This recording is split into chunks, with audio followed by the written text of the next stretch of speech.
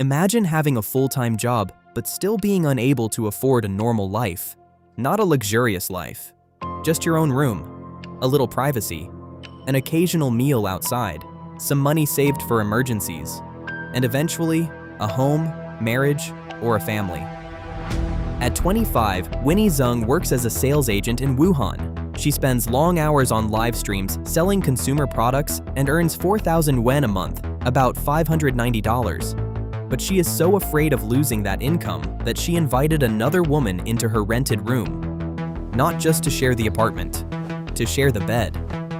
The arrangement saves Winnie 450 yuan, about $66 each month. Bed sharing is still rare in China, but its appearance exposes something much larger. A generation can be employed, work constantly, and still feel one missed paycheck away from crisis. So why has a normal life become so difficult to afford? It starts with the job market. In June 2026, China's official unemployment rate for urban 16 to 24-year-olds, excluding students, was 14.9%. That was a 12-month low, yet nearly 1 in 7 young people in that labor force remained unemployed. And a record 12.7 million university graduates are entering the market this year. A degree once looked like a ticket into China's expanding middle class. Now, millions chase entry-level jobs while traditional employers pull back. The long property slump has erased jobs in construction and related businesses. Manufacturers are automating and cutting costs. Artificial intelligence is reshaping office work. Weak consumer demand makes companies hesitate to hire. But unemployment is only part of the story. Many who find work end up in temporary, lower-paid or gig jobs without the security they expected.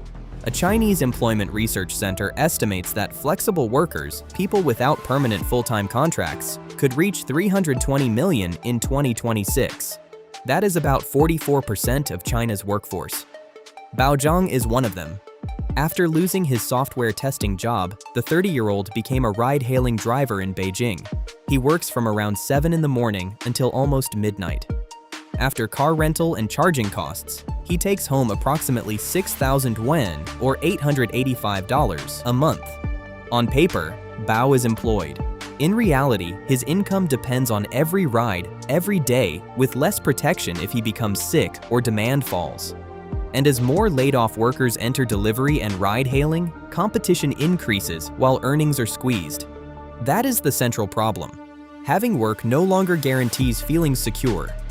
In Beijing, another worker began searching for a roommate after his civil engineering employer collapsed. A former AI startup employee started sharing a bedroom after the company entered bankruptcy. These stories do not mean bed sharing is normal. It remains a niche practice among China's estimated 260 million renters.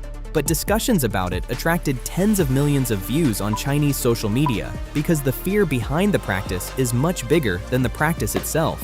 And this is not simply a story of housing becoming more expensive.